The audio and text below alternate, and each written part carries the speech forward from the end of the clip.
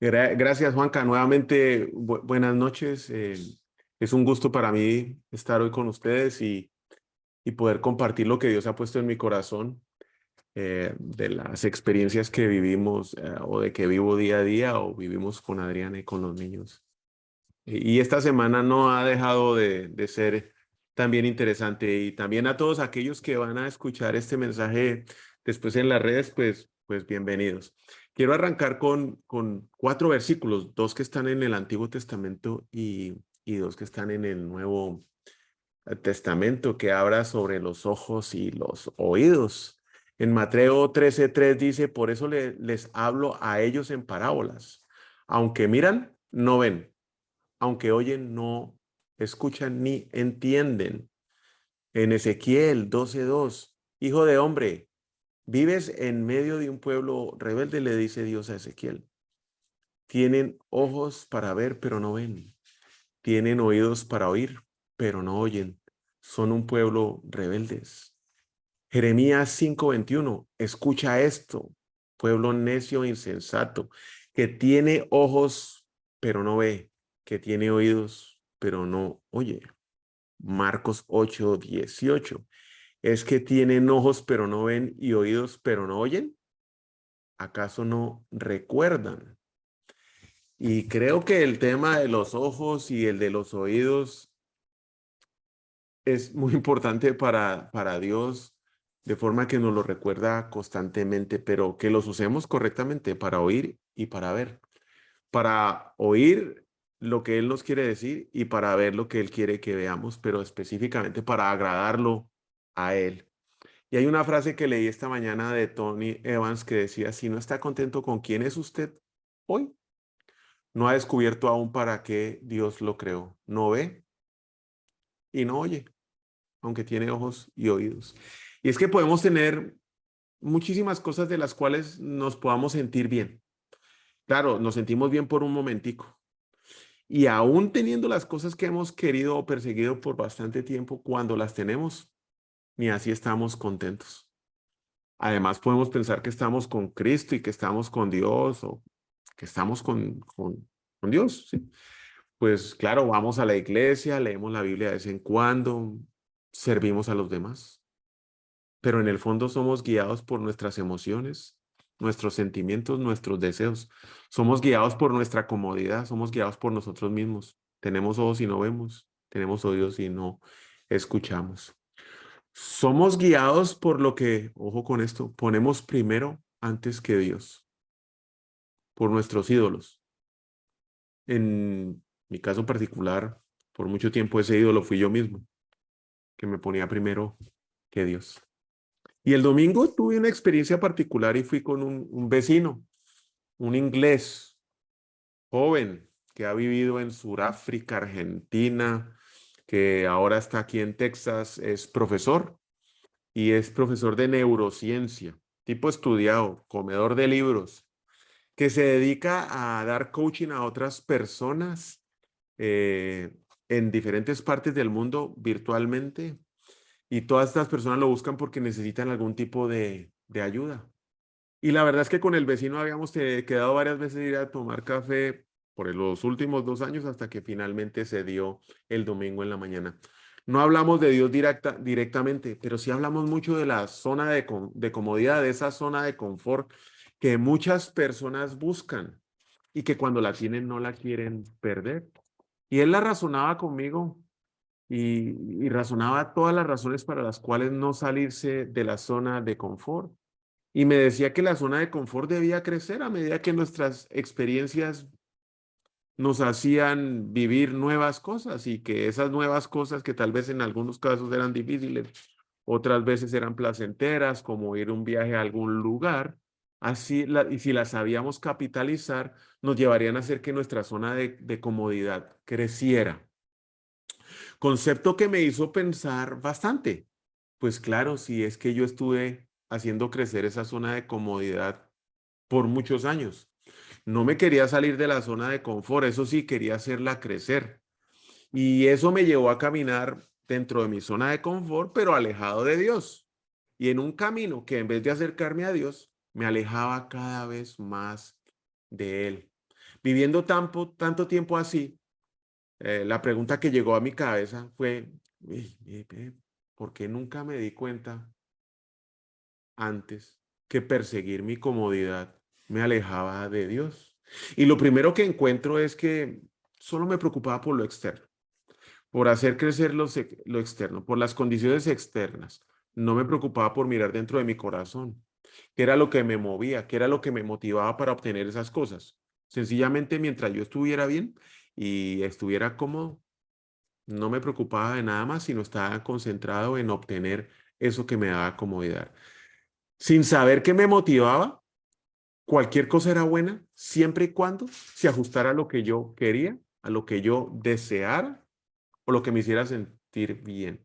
No necesariamente a lo que yo necesitaba, porque claro, mi zona de confort crecía a medida que experimentaba las cosas, pero solo aceptaba aquellas cosas que me aliviaban mis emociones, mis sentimientos y mi deseo.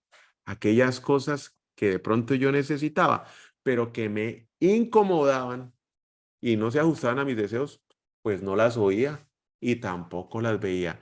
Ni quería ni las percibía. Estaba primero yo antes que cualquier cosa. Rodeado de un mundo y de muchas personas que me animaban a seguir así. Dios sí estaba en la ecuación, porque yo voy y veo mi Facebook y cualquiera que quiera verlo, en el Facebook desde hace 10, 12 años, 8 años, Dios me bendice, Dios por aquí, Dios por allá, pero Él sí estaba en la ecuación. Lo que pasa es que no era el primero, no era el primero de la ecuación. Tenía ojos, pero no lo veía, y tenía oídos, pero no lo oía. Eso sí, lo reposteaba, pero ni lo veía y ni lo escuchaba, porque todo lo que me decía que el problema estaba dentro de mí y que no era afuera, lo pasaba por alto. Decidía o decidí por muchos años ignorarlo. No lo quería ver y mucho menos oírla. ¿Por qué? Porque me incomodaba, porque me sacaba de mi zona de confort y yo solo quería crecer mi zona de confort en aquellas áreas en las cuales yo disfrutaba. Desconocía una ley que creo que a todos nos aplica y se llama la ley del magnetismo. Una ley que dice que nosotros atraemos a lo que somos, no lo que queremos. Y empieza, esa ley tiene tres partes, la ley de la atracción o la parte de la atracción. Y todos nosotros tendemos a atraer a los que son similares a nosotros. Va y revise sus conexiones, sus amigos, sus relaciones. Está la parte del reflejo, y es que tendemos a reflejar a los que nos lideran o nos siguen, o bien lo que nos lidera internamente. El orgullo y la arrogancia era algo que a mí me lideraba, y eso salía reflejado en cuanta relación yo tenía laboral o personal, y eso se veía. El único que no la veía era yo. Y eso también trae una tercera parte que es la repercusión, y es que tendemos a enfrentar consecuencias parecidas a las de aquellos que son como nosotros, a los que atrajimos o nos atrajeron a su círculo.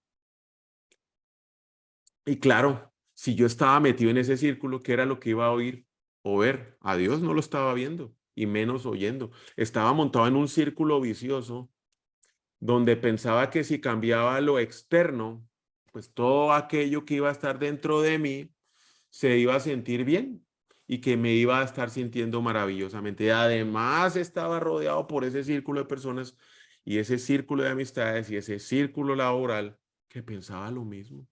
Qué gran mentira. Ahora, si vemos el tema de hoy, que esta es solo la introducción, definitivamente creo que una de las pruebas que más difíciles son de pasar en nuestra vida es la prueba del poder, del éxito o el tema de la abundancia. Porque es que todos caemos de rodillas en Dios o frente ante Dios en una necesidad, en una escasez. Pero ¿cómo vamos a responder nosotros cuando tengo algo de poder, algo de autoridad, alguna responsabilidad? Y ahí la cosa sí se complica, porque si yo estoy dentro de mi zona de confort, sí sé muy bien cómo voy a responder cuando tengo algo de poder. Todo para mí, el acaparador. Mi placer, mi gozo. mi satisfacción. Ninguna sonrisa le voy a sacar a Dios y mucho menos voy a escucharlo y voy a oírlo. Y es que aquí alguien dirá, pues es que yo no tengo nada de poder, yo no tengo ninguna cuota de poder. Y yo sí creo que cualquiera que tenga una responsabilidad, todos tenemos alguna, tiene su cuota de poder. Tal vez unos tienen más que otros, pero no creo que exista alguien que no tenga una responsabilidad. Por lo tanto, tiene su cuota de poder. ¿Para qué la usa? ¿Y cómo la usa? Y es que la cuota de poder puede cambiar. Un día usted se levanta, va a su oficina en la cual lleva 10 años trabajando, lo llama el jefe, le dice, vos, a partir de mañana vas a quedar jefe de el nuevo departamento. O ha estado mandando cotizaciones y cotizaciones y cotizaciones y cotizaciones y el cliente le dice, esta es la suya. Y ¡pum! Le cambió su vida. Porque en ese momento usted ya sabe que el ingreso se triplicó. O ese viaje o esa promoción que estaba recibiendo que lo iba a cambiar de país y lo iba a sacar de donde no podía estar a donde lo iba a llevar a tener una vida mejor y un futuro mejor para sus hijos. Y lo llaman y todo le cambia en un segundo. ¿Qué pasa en ese momento? ¿Cómo va a manejar esa abundancia? Yo por muchos años fallé esa prueba, una y otra vez. La prueba de poder o de éxito o de abundancia. Y es que aún hoy lucho con eso. El poder y el éxito lo que hacen dentro de mí es que me lleva a querer tener más de eso, a buscarlo, a estar en esa zona de comodidad, a querer crecer esa zona de poder, de éxito, esperando que yo sea el que me sienta mejor. Me sentía merecedor y ese fue el gran error, el que yo tenía. No sé a usted cómo le vaya administrando el poder, la abundancia o el éxito, pero en mi caso particular, cuando no veía y no oía, aunque tenía ojos, yo me sentía merecedor. Claro, si lo había logrado mis fuerzas, era mi mérito. Por mi esfuerzo era que se había logrado eso. No sabía ni quería reconocer, ni mucho menos recordarlo, que era por Dios y su amor y su gracia y su misericordia que me había puesto en ese lugar, que me había dado esa cuota de poder, mucha, poca, lo que fuera, pero él era el que me lo había dado. Que sin su ayuda y su compañía durante tantos años no hubiera sobrevivido, hubiera sido imposible. Ahí estaba yo, con esa tremenda arrogancia, diciéndole a todo el mundo y a Dios que tranquilo, relájese, yo puedo manejar esta situación, yo sé lo que hago. En otras ocasiones, cuando aún no tenía lo que quería, ¿sabe qué hacía? Para lograr esa cuota de poder, me las daba de humilde. Pasaba ahí como el perrito que no quiere nada nadando, nadadito de perro. Disimulaba, disimulaba completamente todo mi interés y me mostraba así hasta que obtenía lo que buscaba. Y sabe que desaparecía la humildad y ahí mismo salía lo que había dentro de mí, esa arrogancia y esa soberbia.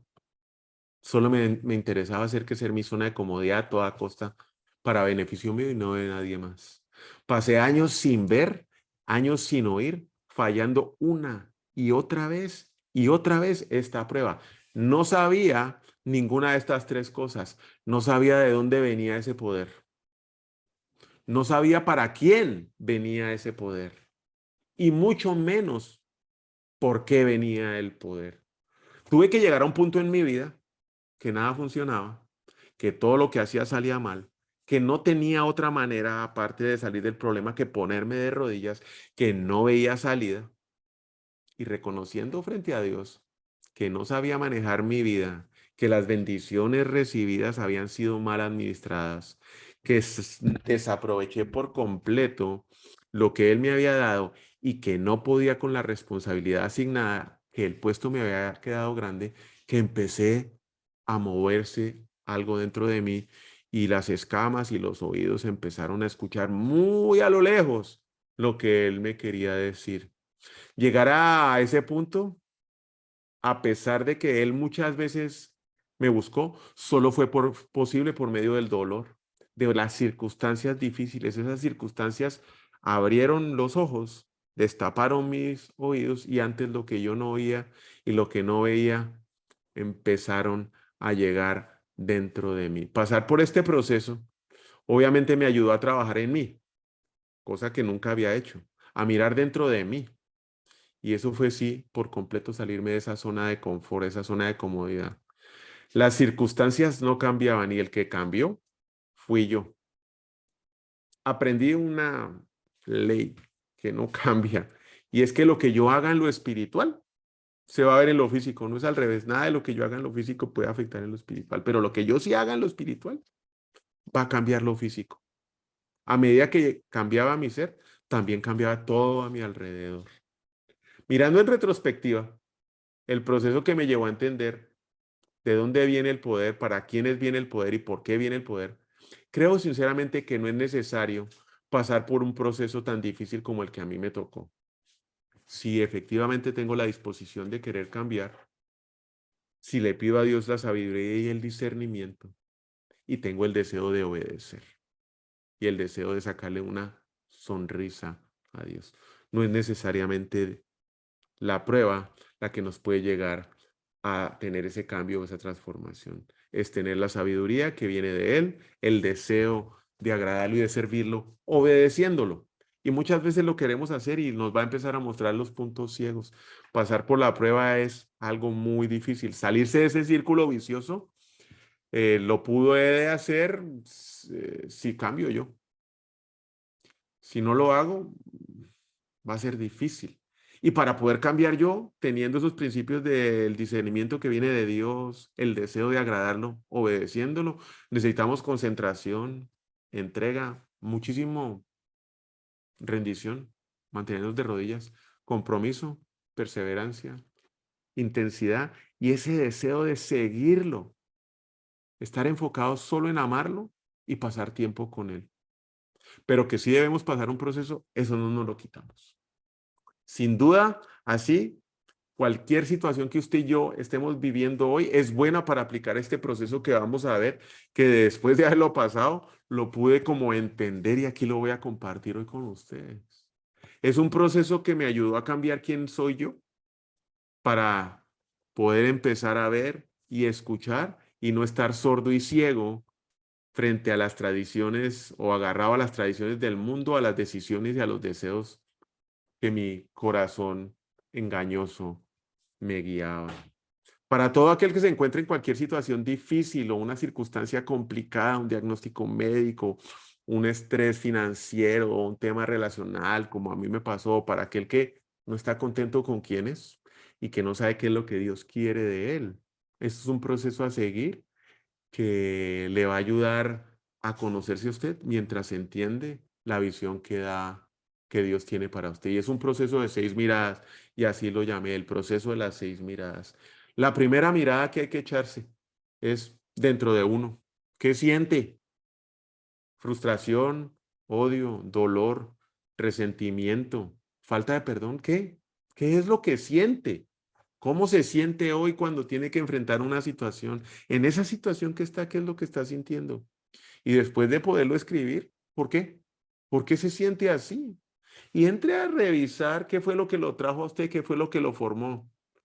Vuelvo con 4 palabras: trauma, drama, papá y mamá. ¿Qué trauma la tienen el drama de hoy generado por su papá, por su mamá? Muchas veces no nos damos cuenta. Y son los que nos aman, los que viven más cerca de nosotros, los que no escuchamos y no vemos. Y son los que nos dicen en dónde está el problema. Y como sé de esa debilidad, porque por años Adriana me decía o mis hijos me reclamaban, busqué a un amigo. Lo invito a que busque uno, que vaya más adelante de usted en el caminar con Dios, con Jesús, y que usted considere de confianza para que lo ayude a encontrar esos puntos ciegos que en su casa le dicen, pero que usted no quiere oír y que él se los puede decir, porque se manifiestan claramente en sus acciones y en sus palabras. Todo lo que hay dentro de usted va a salir, así usted no lo vea, pero su amigo y en su casa lo ven.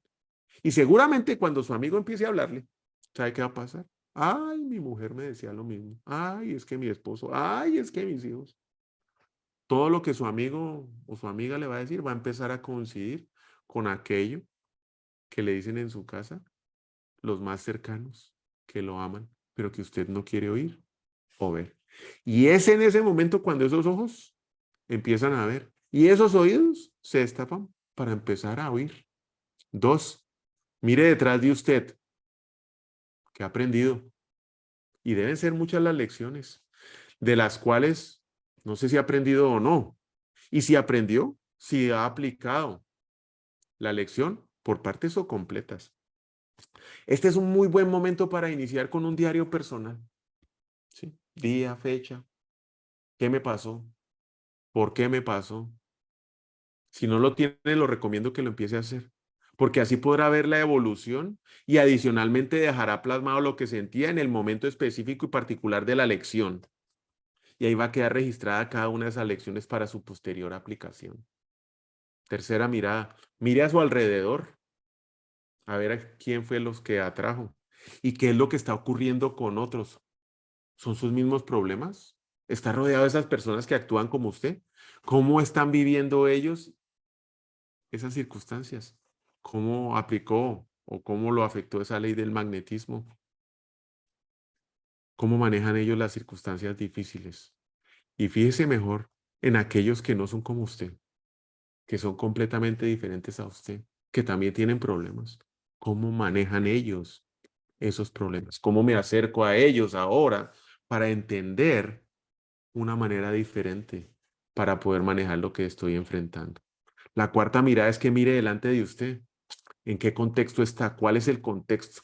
¿Cuál es el cuadro general? ¿Qué tan grave es mi problema?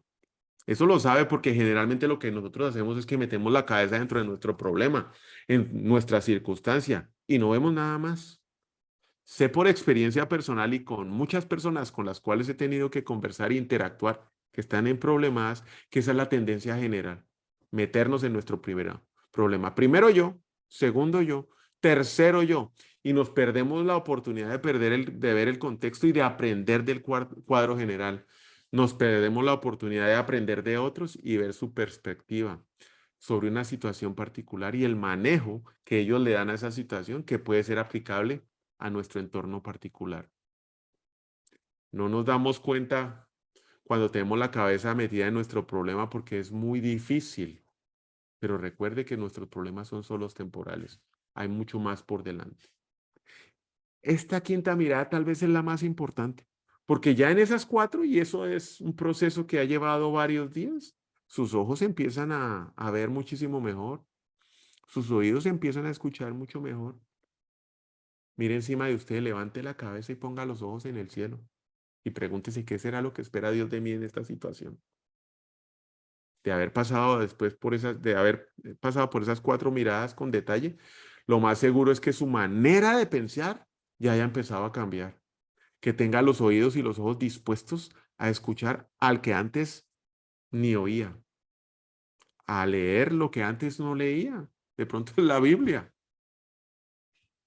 a escuchar el sermón, la prédica, a ir a una iglesia.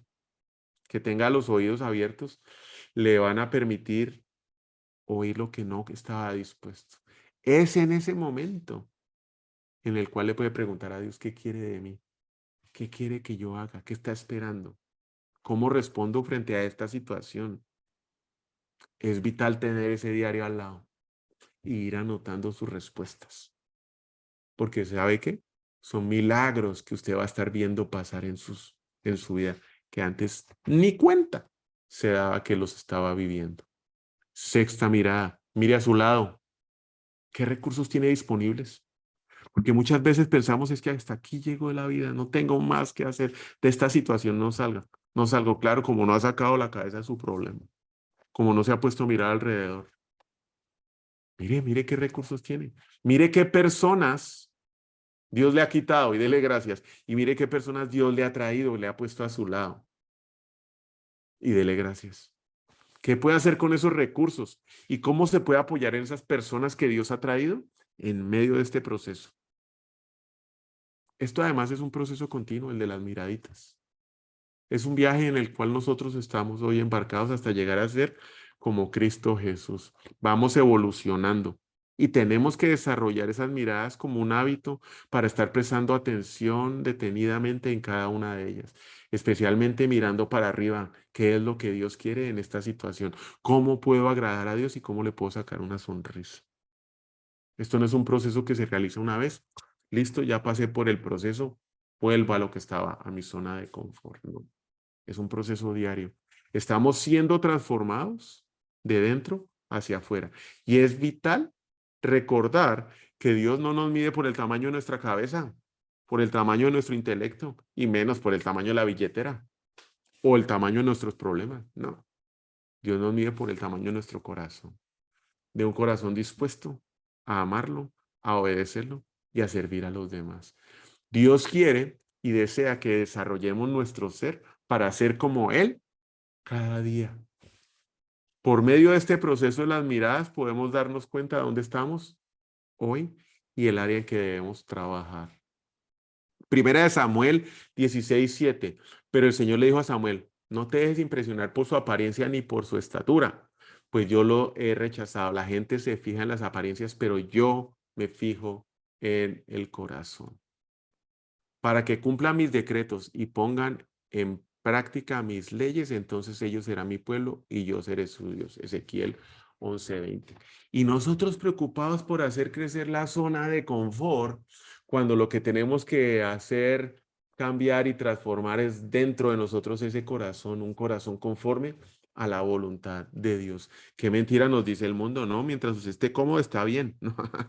Mientras estemos con un corazón conforme a la voluntad de Dios, sin importar la circunstancia, estamos bien. Y es que este es un proceso que a mí me llevó a desarrollar las siguientes características en mi corazón, que hoy aún sigo en ese constante desarrollo y creo que nunca voy a terminar. Lo primero que estoy desarrollando es un corazón saludable.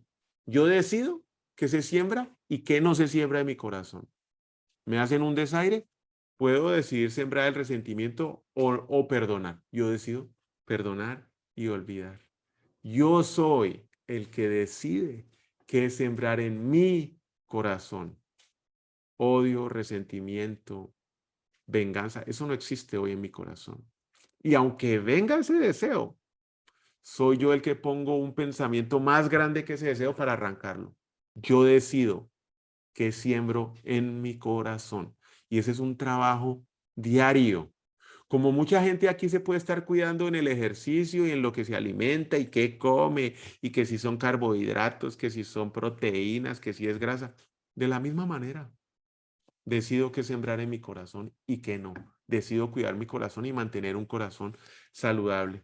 Lo segundo que hago es que persigo constantemente tener una identidad y es una identidad bíblica, ¿sí? Quiero ser como Jesús y eso es un trabajo diario.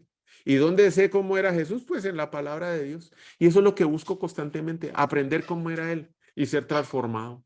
3, persigo una intimidad y ese es un deseo que crece todos los días. Estar cerca a Él, tenerlo aquí a mi lado, escucharlo y verlo.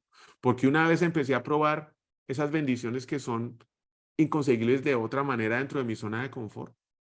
La paz, el dominio propio, el amor, la misericordia. Vaya y lea Gálatas 5:22 y ahí le aparecerán los frutos del Espíritu. No hay con qué conseguir eso, a no ser con una intimidad y obediencia a Dios. Y ese deseo crece todos los días. También trabajo con disciplinas que sean coherentes. Hago lo que digo que sigo.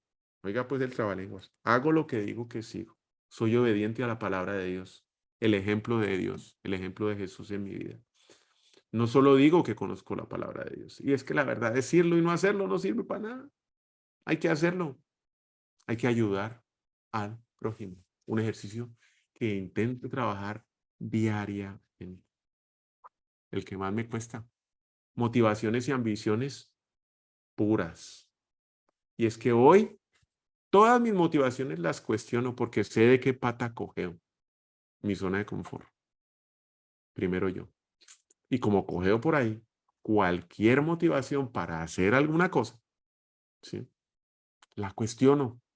Y tienen que estar conforme a lo que haría Jesús. No es fácil. Es dejar pasar oportunidades. Es morir a mí.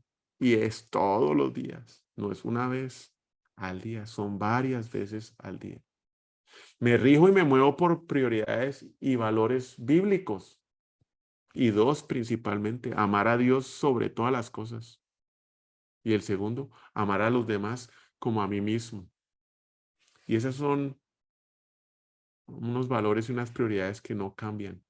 Por eso me muevo. Por lo tanto, cualquier decisión, cualquier motivación, cualquier disciplina o lo que yo siembre en mi corazón, tiene que estar de acorde a esos valores y esas prioridades. Tercero, mantener mi corazón humilde. Y para eso tengo que ser siervo, servir sin esperar nada a cambio. Y servir al que no espera nada y mucho menos que yo lo sirva. Estoy dispuesto a morirme a mí para servir al otro que lo necesita, a morirme a mí mismo para servir a los demás. Y eso lleva a que me mantenga humilde, muriendo a mis deseos, saliéndome de mi zona de confort. Morirme para servir a otro me va a implicar salirme de mi casa para ir a atender a alguien que necesita algo. Y eso lleva a que me mantenga aterrizadito, humilde. Buscar relaciones saludables es otro de los ejercicios que hago para estar fuera de esa zona de confort. Busco relacionarme con aquellos que siguen a Jesús para que podamos hacer el viaje juntos. Y hay de todo tipo de amistades, pero soy intencional en esta búsqueda. Soy intencional en cultivar esta búsqueda. Soy intencional en agregar valor a esta relación, porque quiero que crezcamos juntos. Y todas las decisiones están centradas en principios. Nada de emociones, sentimientos o deseos. La pregunta aquí es, ¿qué haría Jesús? ¿Esto le va a sacar una sonrisa a Dios? ¿Lo hago o no lo hago? Y para eso hay que estar dispuesto a dejar muchas cosas. Recuerde que ninguna familia, ningún negocio se va a levantar por encima de su líder. Lo que el líder marque, el tope de ese líder, el tope de ese papá, ahí van a llegar los hijos. Si usted quiere desarrollar a sus hijos, darles un mejor futuro, que lleguen más lejos que donde usted está, solo puede hacerlo moldeándolo y moldeándolo correctamente, saliéndose de esa zona de confort. Siga dándoles todo lo que quieran y que ellos estén acostumbrados a mantenerse en esa zona de confort, que no tengan que hacer el menor esfuerzo por salirse de ellos y ya verá qué va a criar en unos años o qué fue lo que crió. Volviendo a la prueba de poder y del éxito que fallé por tantos años y que aprendí ¿qué fue lo que yo aprendí con este proceso de las 6 miradas? Y al principio arranqué con 3 preguntas. ¿De dónde viene este poder? ¿Para qué? ¿O para quiénes viene este poder? ¿Y para qué viene este poder? Eso fue lo que aprendí de esto. Para entender claramente que si no tengo claro esto, la prueba no la paso. ¿De dónde viene este poder? Salmo 62:11. Dios ha hablado con claridad y yo lo he oído muchas veces. El poder, oh Dios, te pertenece a ti, a nadie más. Juan 19:10-11. ¿Te niegas a hablarme?, le dijo Pilato a Jesús. ¿No te das cuenta de que tengo el poder para ponerte en libertad o para mandarte a que te crucifiquen? Jesús contesta. No tendrías ningún poder sobre mí si no se te hubiera dado desde arriba, le contestó Jesús con toda la propiedad. El poder viene únicamente de Dios, de nadie más. Reconocer que trabajamos duro está muy bien, que nos esforzamos. Es más, lo debemos hacer, pero nunca podemos olvidar que la bendición y que el poder para ese trabajo viene de Dios, que Él nos da el poder como el querer para desarrollarnos en nuestras áreas de influencia. Y es que aquí todos tenemos, con un solo propósito, que es servirlo y darle gloria a Él, que además no puedo tener mi vida fragmentada como antes lo hacía. Incluye el 100% de mi vida espiritual, mi vida personal, mi vida privada, mi vida matrimonial, mi vida familiar, mis hijos, mis amigos, mi trabajo, mis momentos de descanso. Y es que la verdad es que tendemos naturalmente a no involucrar a Dios en las áreas que no queremos rendir. Mire usted en qué área no está invitando a Dios a que esté, y esa es la área en donde le toca empezar a trabajar con este proceso de las miradas, porque no la quiere rendir a Dios. Un agricultor desde que se levanta, prepara el terreno, lo limpia, quita la madera, la maleza, surca la tierra, le echa abono, pone la semilla. Pero ¿sabe quién manda la lluvia? Solo Dios. Podemos caer también en el proceso o en pensar que somos humildes y en esa falsa humildad de decir es que Dios lo hizo todo. Y yo sinceramente no creo que Dios haya hecho todo para mí, porque si Él lo hubiera hecho sería perfecto sin un error y estaría mucho mejor de lo que está hoy. Él no se equivoca, yo sí. Yo he puesto mi grano ahí, yo he puesto mi esfuerzo. Dios no se hubiera equivocado con nada de lo que Él hubiera hecho si lo hubiera hecho todo Él. Debemos hacer nuestro mejor esfuerzo, nuestro mejor trabajo como el agricultor, preparando la tierra, limpiándola, quitando la maleza, surcándola, sembrando la semilla, poniéndole el abono. Nuestro mejor esfuerzo porque lo estamos sirviendo a Él. Pero el que manda el poder, el que da el poder para que las cosas se muevan, es solamente Él. Dios es todopoderoso y fuimos creados por ese Dios todopoderoso, quien además nos empodera. Yo no creo que el poder sea malo, pero es que el poder sin propósito o el poder con el propósito de solo servirme a mí, mata. Dos, ¿para quién viene este poder? Este poder viene solo para los humildes, no para los de falsa humildad. O los que se hacen pasar por humildes para obtener lo que quieren y después sale el orgulloso, como este pechito antes. Primera de Pedro 5:5. Asimismo, jóvenes, sométanse a los ancianos. Revístanse todos de humildad en su trato mutuo, porque Dios se opone a los orgullosos, pero da gracia a los humildes. Se somete a aquel que es humilde, se somete a los adultos y también se somete al otro. Y Dios da gracia, y da gracia y poder a aquellos que son humildes. Primera de Pedro 5:6. Por lo tanto, muestren humildad bajo la poderosa mano de Dios para que Él los exalte en su debido tiempo. Dios nos levantará con honor a su debido tiempo. Mientras tanto, como el agricultor, procuremos servir a los demás. Procuremos trabajar en la humildad, haciendo nuestro trabajo diario sin desfallecer. La gracia es un regalo inmerecido que le da a alguien lo que no merece. Y eso es lo que nosotros recibimos de Dios todos los días. La gracia de Dios nos habilita, nos da poder para superar el pecado. No es en nuestras fuerzas. Sin ese poder, saber dónde andaríamos. Y ese es un poder que nos da Dios. Vivir en humildad y reconociendo que nuestras fuerzas no podemos, mantenernos de rodillas ante Dios nos habilita para recibir esa gracia. Por esa gracia, ese poder que Él nos da. Mantenernos de rodillas, buscándolo a Él. El orgullo de verdad es tonto. Y es que además nos hace ver así como puros tontos. Es repulsivo. Y yo no sé si tal vez le ha pasado a usted que se encuentra con alguien orgulloso y arrogante. ¿Recuerda qué sintió? Repulsión. ¿A cuántos usted ha hecho sentir así? Yo sé que a muchos he hecho sentir así. Tercero, ¿por qué viene ese poder? Y ese poder viene solo para una cosa, para hacer bien y ayudar a los demás. Hechos 10:38. Y saben que Dios ungió a Jesús de Nazaret con el Espíritu Santo y con poder. Y después Jesús anduvo haciendo el bien y sanando a todos los que eran oprimidos por el diablo porque Dios estaba con él. Para eso viene el poder. Deuteronomio 8:17.